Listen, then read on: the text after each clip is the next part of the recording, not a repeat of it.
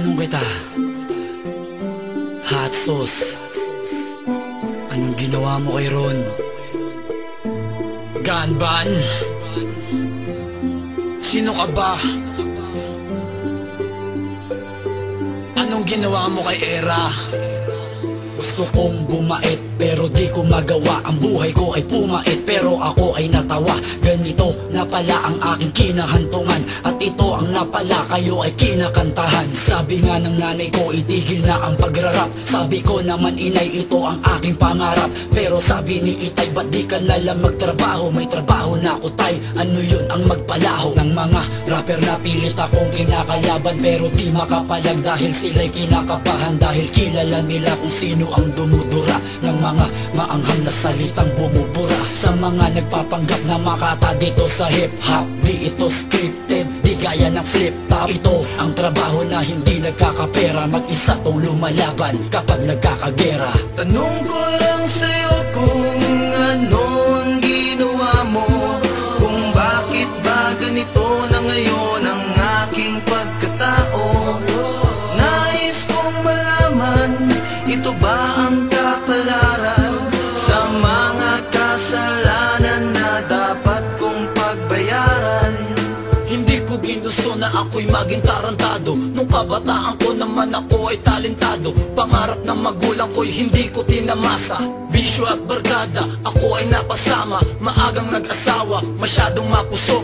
Di nag-iisip, utak ko nun ay marupok. Dumami ang problema na hindi ko inasahan. Hanggang ngayon hinaharap ko, di ko tinakasan. Wala kong maasahan at makunan ng lakas. Puot at bigatiyan ang iniwan na bakas. Napabayaan ko trabaho ko, pati sarili ko. Ito estado ng buhay kundi naan sa liriko. Bordado na ang katawan dahil yan sa emosyon. Pundasyon ng pagsasama namin parang ilusyon na lang pala. Kaya ngayon ako na lang ang umaasa. Ganban, babalik pa ba siya? Puta asa. Tanong ko lang sa'yo kung ano ang ginawa mo, kung bakit ba ganito na ngayon ang aking pagkatao. Nais kong malaman, ito ba ang kapalaran sa mga kasalanan na dapat kong pagbayaran? Ganito na ba talaga ang plano ko sa buhay? Sa gabi ay tambay, lango pa sa gulay. Di na pala ako nakakapasok sa simbahan. Nawawalan na rin ang oras sa aking kasintahan. Dating sungay ko ay maliit, now it's tubig. Puro alak pa iniinom kesa sa tubig. Pag humihinga ng hangin ng binubuga ay usok. Lalabas ng bahay may dalang baril, asero, tusok.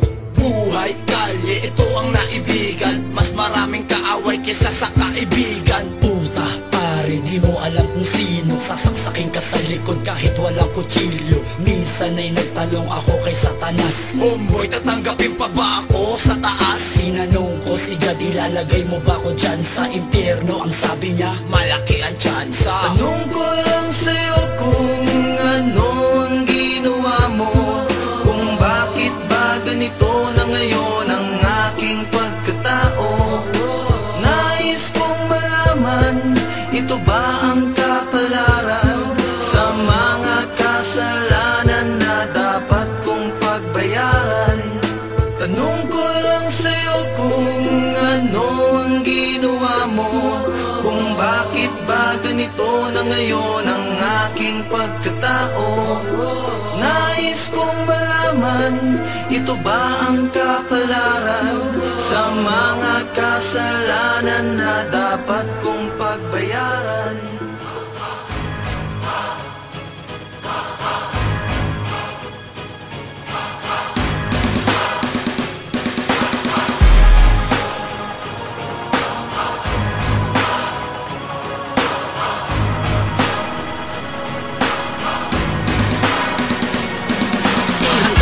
Sarili mo sa iyo mga maririnig, dalawa sa tulis na tumutugi sa mga bobong nanginginig na kapag kami na ang nakaharap ay para mga daong makahiyak. Tumitiklop ang mga brutot pati sungay na mga walang hiyak. Ihanda mo na ang sarili mo sa iyo mga maririnig, dalawa sa tulis na tumutugi sa mga bobong nanginginig na kapag kami na ang nakaharap ay para mga daong makahiyak. Tumitiklop ang mga buntot pati sungay na mga walang hiyak. Walang puwang ang mga bobot, mahihinang nilalang sa dalawang tulis ng aserong pambihira't himalang. Makaligtas ka sa mga buntal na mga brutal sa baragan ng mga